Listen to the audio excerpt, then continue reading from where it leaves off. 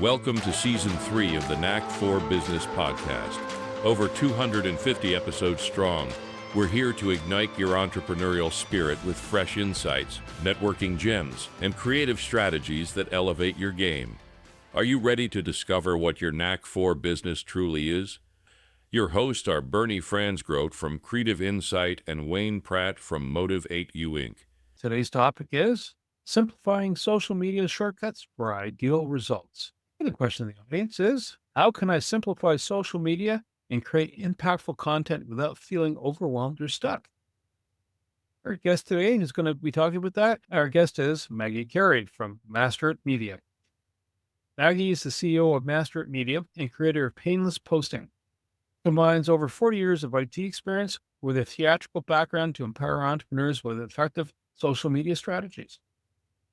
A dynamic speaker and recognized social media expert, Maggie simplifies success through innovative tools, insightful workshops, and a clear and actionable approach. She has been featured as a speaker with the New York Public Library, Chambers of Commerce, SCORE, and various other business organizations, and serves as a co-host and moderator for LinkedIn Local Hudson Valley. Maggie is the author of Social Media Posting Ideas to Combat Writer's Block and Secrets to Saving Money Using Public Relations, and was honored as a Broadway World's 2020 Regional Performer of the Decade. Maggie, welcome. I'm going to ask a question. What is your favorite quote? Oh, my favorite quote is from Maya Angelou, but one she had resonated with me. You can't use up creativity. The more you use, the more you have. So tell me, since it's on our podcast, what is your favorite color? So I have to tell you, my favorite color is purple. I use it in my brand. I chose purple for many reasons, not just because it was my favorite color, but because it amplifies creativity and royalty. And I do consider myself quite the queen. But I will tell you, I do have a full closet dedicated for all my purple clothes. What's your business tagline? We simplify social media, turning chaos into clicks. So, how can startups and small businesses simplify that effort? We push out content, right? How do we simplify it so that it goes from chore to, hey, that's easy, and just get a rhythm going? There are many things that you could do to simplify social media. The one thing that I suggest businesses do is plan. When you're looking at your social media, it's more than just posting on social media. It's about creating the consistent presence so that you're answering your audience's problem, their pain points. That should be the focus of your social media. When you look at it that way, creating content is easy. So what's your business solution? Work yourself backwards. What does the solution solve? What is the pain point? Then create a plan of attack. The thing I see people get stuck on the most is perfection. Don't wait.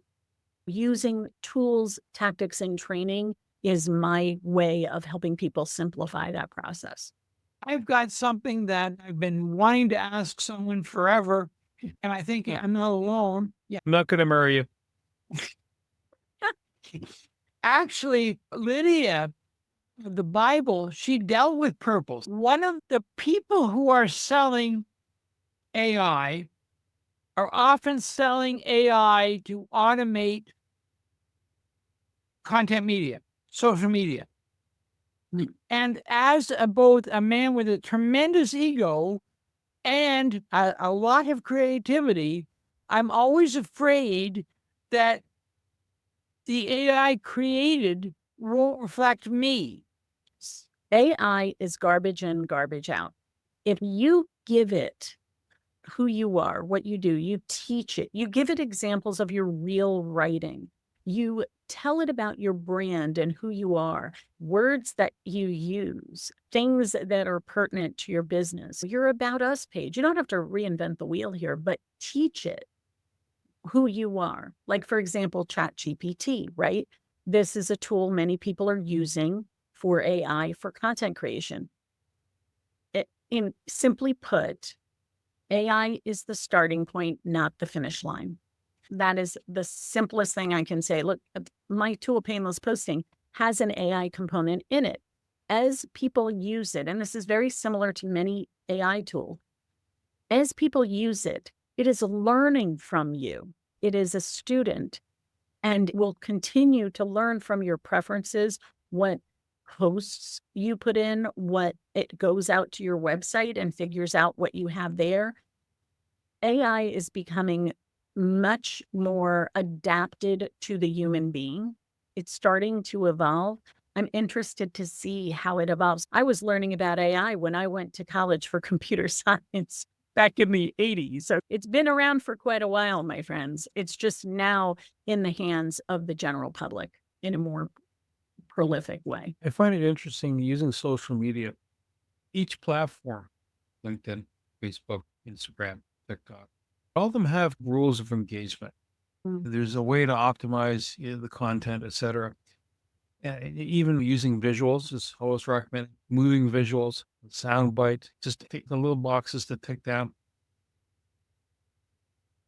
When you're dealing with a client coming in through the door, it says, "Hi, I sell coffee mugs. And I sell coffee mugs to businesses as a swag piece." How do you look at what they do and then go, okay, this is the look, this is how I'm going to shape the look, this is how you're going to push out the content? How do you discern? You can be a coach from Kingston, for example.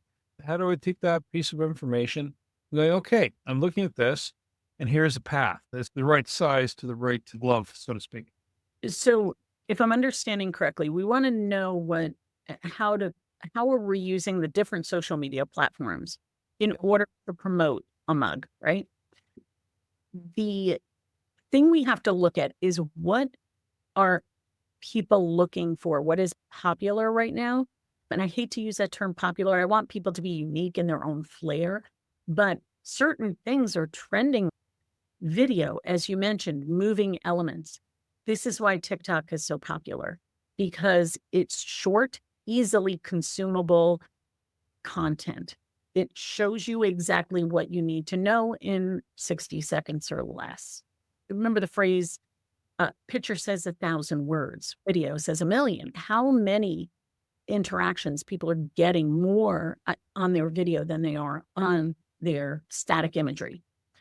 That being said, I do tell people we need a mix of things. You can't just be a one-trick pony, because different people are going to consume what you create differently. One trend right now is people creating content. Let's take a video, right? We're creating a video and I'm selling this coffee mug. I'm going to be using this coffee mug in an experience. For example, I could be sitting on a porch with my coffee mug. Maybe my child is sitting next to me and there's trees in the background, a comfy sweater and a blanket over a chair next to me, right? These elements are creating this life moment or life experience, like a day in the life of. This is a minute in the life of. And this is what people are looking for. They want to see how your product is going to fit into their life. And same with services. Just now you're promoting a service instead of a product, but the concept is still the same. I have been told that because you can use it as an outliner or a starting place, writer's block now is almost a myth, that it doesn't exist. I want your take on that. Staring under the foolscap. Is that still going to be a thing, or is it gone? There are two things people come to me with when they say they're struggling with social media. I don't have enough time and I don't know what to say, even with AI, because you have to give it what you're looking for in order to get what you want. Sometimes people don't know how to convey the answer. You're an expert in your field. If you're talking to another expert in your field, you're talking at a higher level. We're using terminology. We're not explaining the basics, right? Now, we're talking to a consumer who may not know what we do. They may not understand the depth and the experience of what we serve, how we serve them. we're speaking at a lower level. And I'm not saying we're speaking to them and being condescending. I'm saying we're speaking using common everyday language. Believe it or not, it is commonly thought that we should be using social media at a 6th grade reading level. Writing what we know isn't always easy, because writing in a manner that is understandable and has all the keywords and all of those things that they're searching for. We have hair restoration clients, and they talk about alopecia, and somebody may not know what alopecia is, but they know what hair loss is. These are terms that we have to be careful of when we're on social. So writer's block, and my book goes into this. I give 20 ideas on how to come up with content for your social media. Those things can be put into an AI and say, okay, I need 10 posts on tips on how to take care of your hair in the middle of summer. When you're doing content, the term hook, first off, can you define what a hook is? And then how do you develop the hook? And I wasn't using hooks in the beginning because I felt so a hook is a way to attract a reader. In my help process, it's an acronym, HELP. The H is hook. And that hook is the way to attract the attention. It's the way we can get them in and say, okay, I'm interested. Now let me read the next line. You have 3 seconds, my friends, to get that person to read your post. And if they just look at the first visuals, of course, but those captions are so valuable. So that hook is a way to get them in. So for example, let's go back to the mug example. How would you like to be in front of your ideal client every day? How would you like to be front of mind with your ideal client every day? In that case, you were saying this is a person who's selling mugs with branding and logo and stuff, right?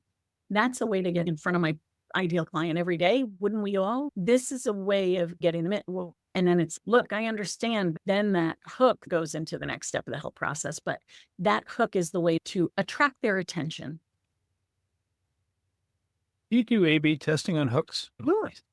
Like, even when you're thinking about something, I think this is a good thing, right? It's almost like writing, if you're about to write a joke, and then some comedians go up on Saturday Night Live, and all of a sudden you're sitting there as the audience going, Link, that was supposed to be funny. Yeah.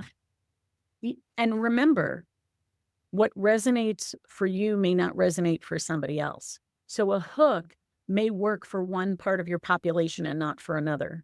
So I do encourage you not only to mix it up to test what's popular and what's not, but also to speak to your different people. So for example, you could share an unpopular opinion.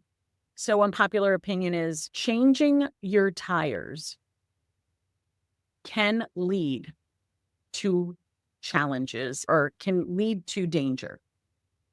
That's an unpopular opinion. Changing your tires is a good thing. Then comes the reason why we said that.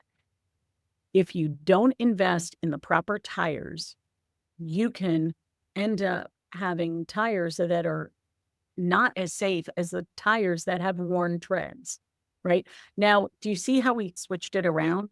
Yes, we want to replace our tires. We want to have, a safe ride. But if you're replacing it with an inferior product, you might as well just keep what you have. It could be worse for you. And guess what? We have the answer for you. We have the highest quality tires. We service and go through a warranty, the whole 9 yards, right? That's a way to bring somebody in. Things that are fun, like fun facts, things that are interesting, intrigue. People who love trivia find fun facts intriguing. Comparisons, A or B. Do you like purple or blue? Do you like pumpkin pie or apple pie? People are intrigued with.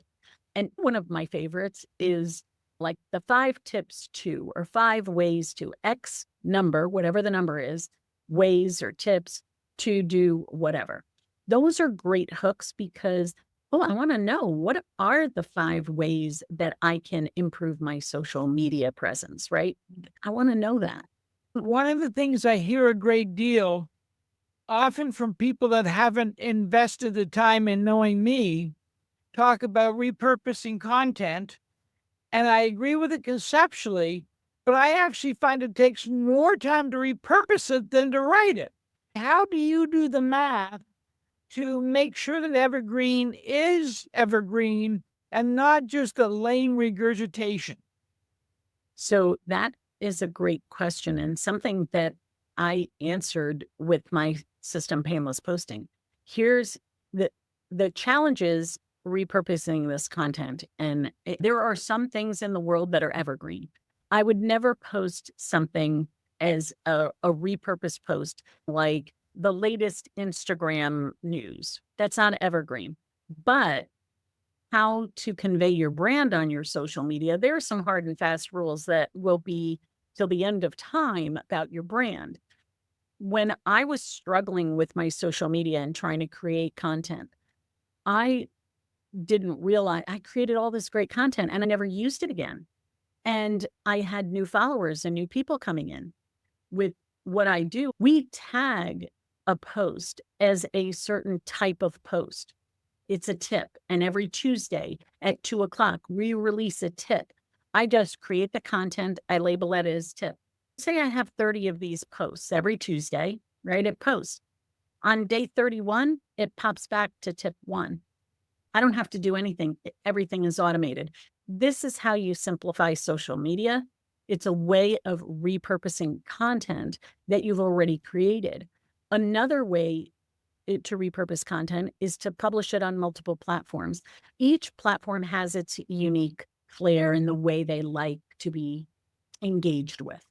However, when you're creating content with a posting system that's worth any of its weight, our system does this. You can tweak for each platform. The video may be the same, but what you say in it, for example, on Instagram, I'd say, click link in bio or DM me. But in Facebook, I'd say something like, here's the link. Or in LinkedIn, I would say, don't forget to read our newsletter and link to our newsletter. There are different ways you can approach it. Another way to repurpose content is something like what you're doing here. This podcast is going to be an audio podcast and it's going to be a video podcast. Take this amazing 1-minute segment that you drop some extremely valuable information, pull that out, and now I can publish that on multiple platforms. Fun thing happens when you analyze this repurposed content. What happens? I can see what's been popular, and maybe I can say, oh, you know what? These LinkedIn posts on TikTok did really well. That's a true story. My LinkedIn posts on TikTok do really well. So I create more LinkedIn tips because that's what my audience is looking for. When you're doing a strategy for media, you just explain the strategy. It's not a matter of 15 posts or 30 posts and then rinse and repeat. You're getting your feedback loop out of that process, but the strategy involves a little bit above and below. And then what I mean by a bit above, there's an overall plan. The different season. If you're selling something that the Christmas mug, you want to make sure you're already pushing that out maybe September, October. If you're getting your winter tires because you live in the northern climate, if you were smart, you would have reached out to the certain large retail chain that sells tires and puts them on your car for free. They sell you the tires not for free, but they do the changeover. Really, you have to reach out to them in September to do a booking for November, right? Otherwise, you're pooched. So that involves a timing sequence. And so that thing goes back to budget and all that stuff. How do you bring that together? How do you know this is the moment to launch? This is the moment, and this is going to be a spend, and prepare for that piece. That to me is the social media strategy that's going to support it. And then you have to have someone on the other side of the fence going, okay, that's working, that's not working. And look, this is where the analytics come in strongly.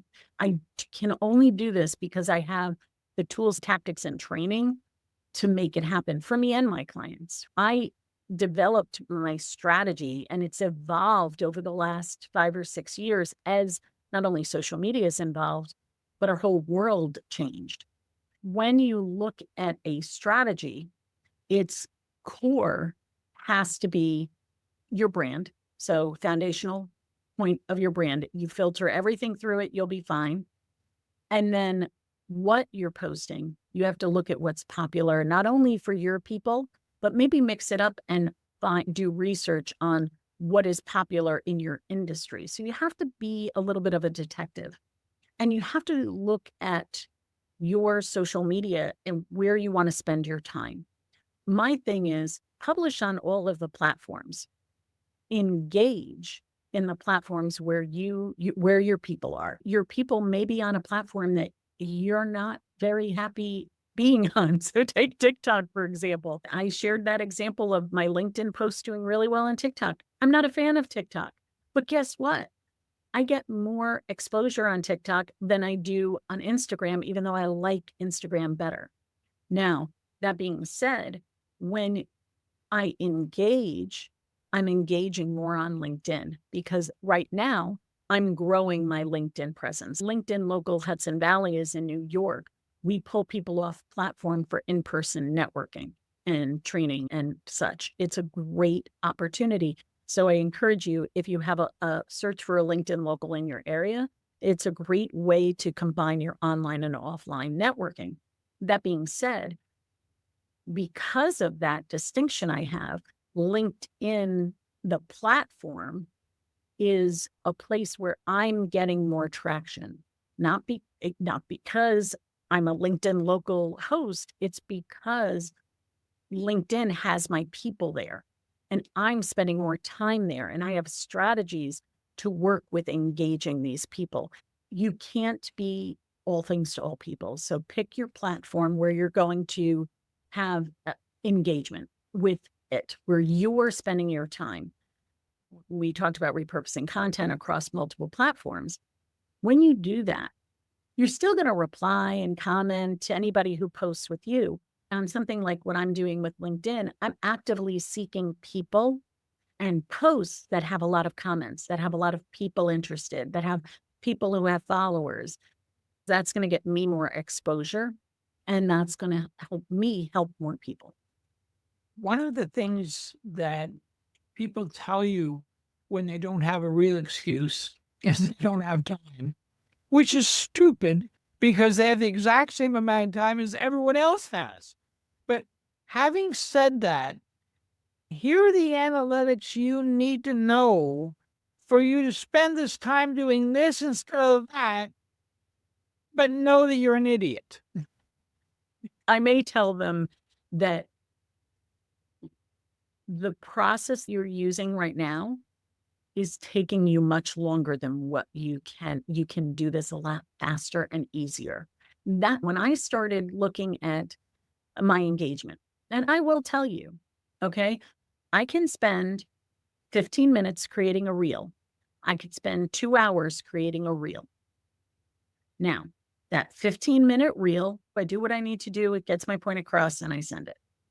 The 3-hour reel, I'm looking at what's trending right now, what music is trending, what this is doing, what that's doing, and I'm spending 3 hours. What picture should I use? This? Should I use that? I don't like that font. I want this font. What's going to get maybe that 3-hour post will get 10% more engagement. Is that worth 2 hours and 45 minutes of my time?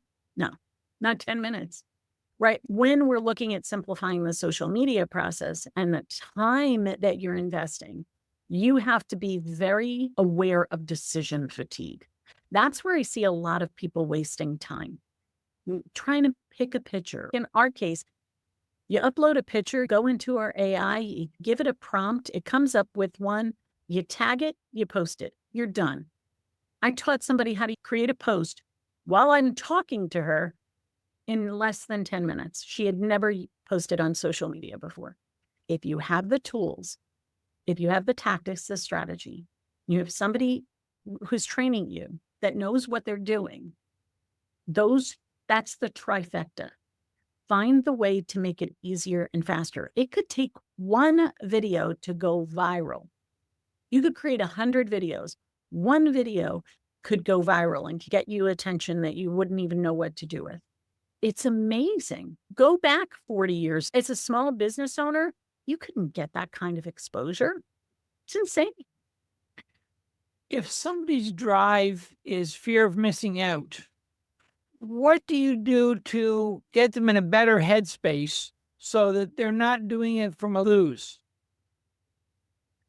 Yes. So when you're using these sales strategies, whether it's a time constraint, like a limited time offer, or only a few seats available, or like Black Friday, right? Any of these kind of short term, it does help drive the business decision to purchase. We run the risk of nobody likes being sold to. Your client may feel like, oh, this is a gimmick, this is a pitch.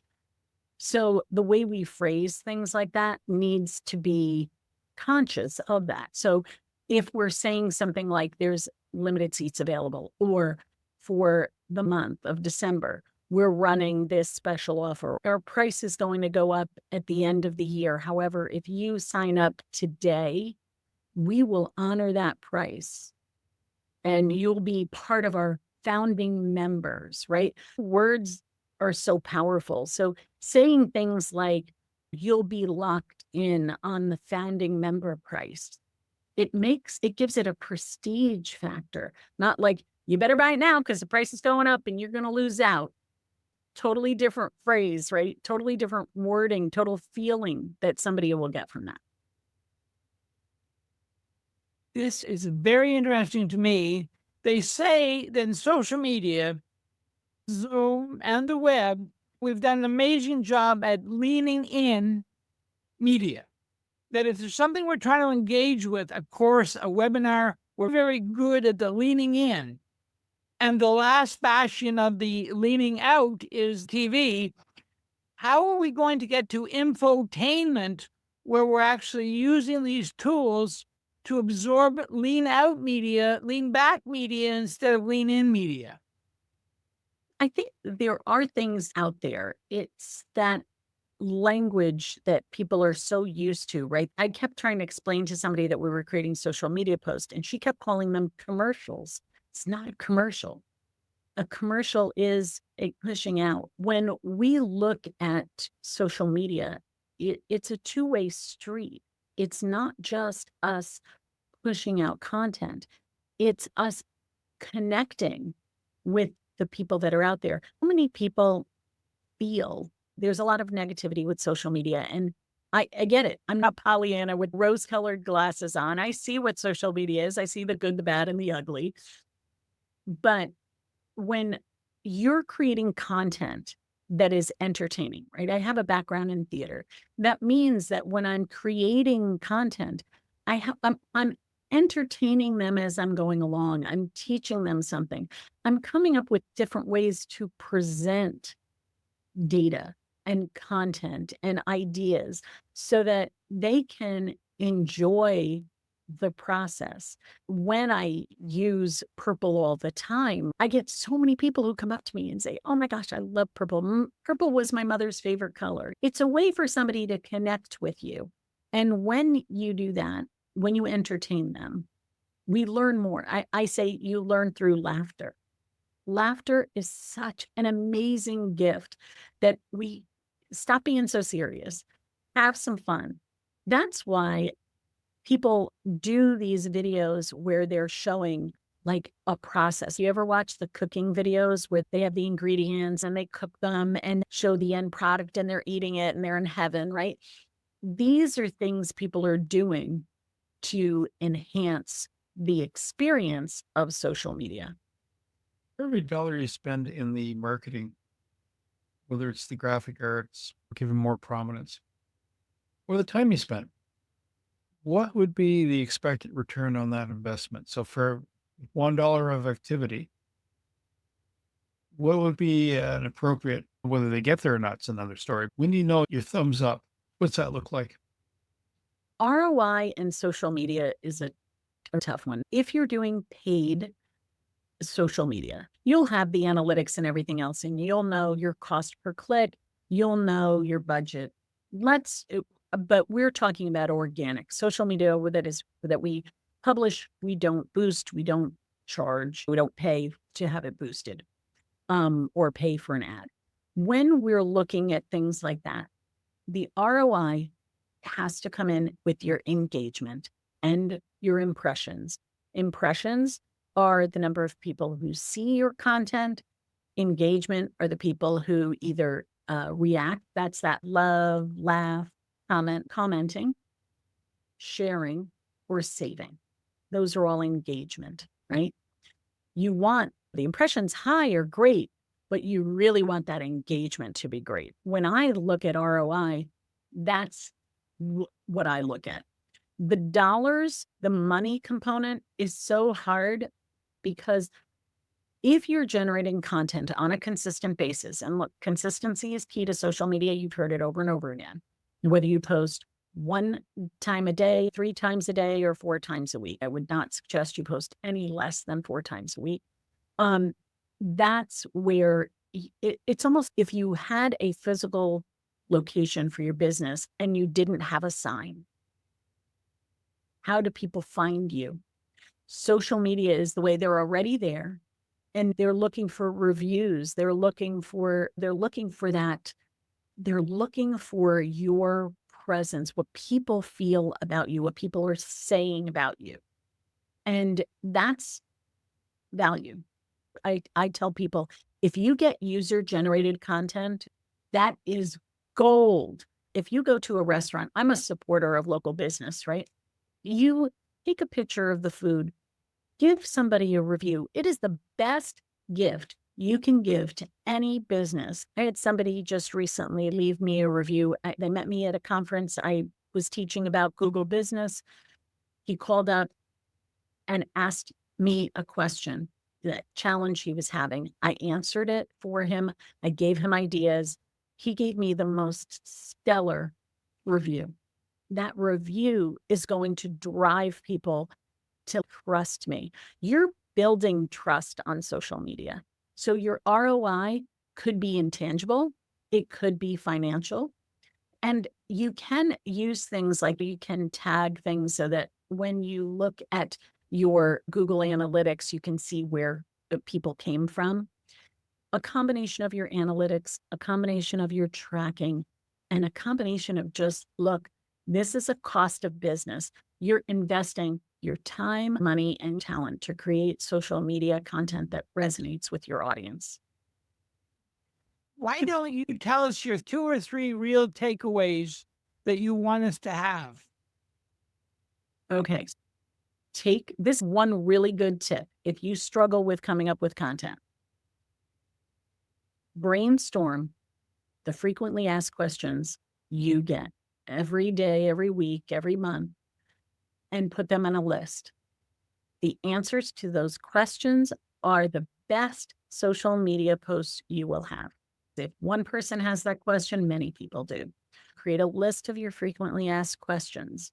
You can also add testimonials in there as well, because the testimonials will do that. Get a good tool. Have something. I share Painless Posting because, in my opinion, it is the best tool out there. And I'm not saying that egotistically. My clients tell me this is amazing. I've had other tools that were more expensive and less functionality, and this works. Find the tool that works for you and use it. Make sure it has all the features that you need, that it publishes on multiple platforms, that you can edit your content, that you can repurpose your content easily. I suggest it has some kind of AI component. Our system also integrates into Canva, which is a great tool to create your content. Again, look, I could run my whole business with Painless Posting and Canva. It is amazing. And the third component is training. You need to keep up with what's going on so that you can create your content faster. If you take an hour to learn how to do something that cuts your time in half, your time is valuable. Business owners do not want to be sitting doing social media all day. Even me, I do social media all the time, but I want to have time to talk to people. I want to have time to go and spend time with my family every once in a while. Do things. When you're looking at ways to streamline your process, if you follow a few of these tips, they will help you get going. If you go to thehelpprocess.com, that's a website that you can get this help. This is my help process, like in a little sheet.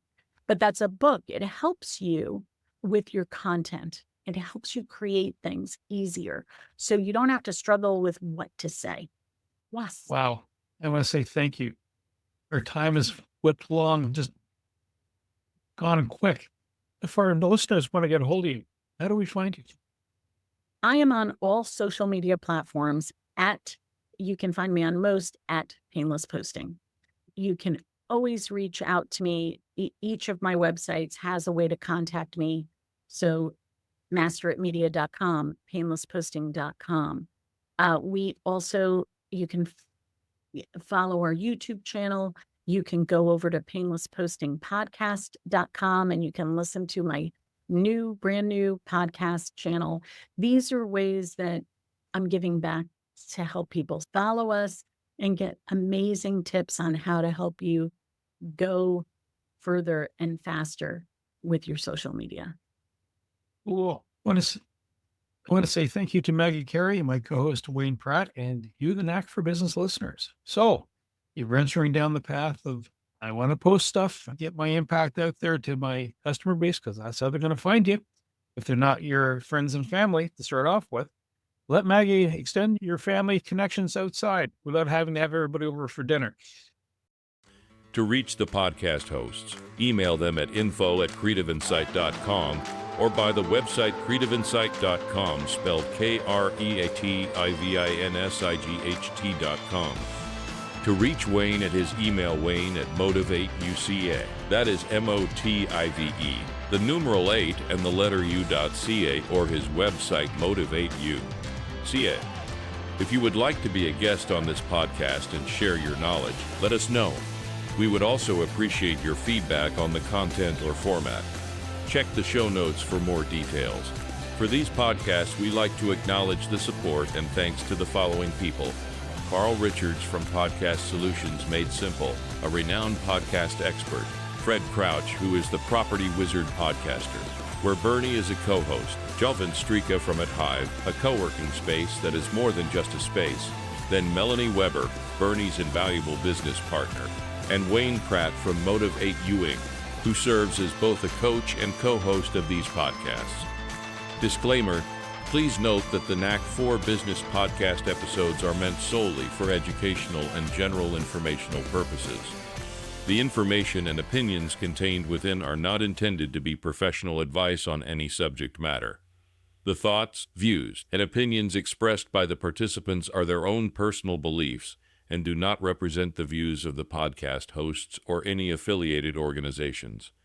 It is important to note that this podcast is not a replacement for consulting with certified experts in your area who possess knowledge of your unique situation. The hosts of the podcast, along with any participants or affiliated groups, do not take responsibility for any actions taken or not taken based on the information presented in this episode. It is highly recommended that individuals seek guidance from their own personal advisors in fields such as accounting, law, or other pertinent areas prior to undertaking any actions or making decisions that may impact their financial, legal, or other aspects of life.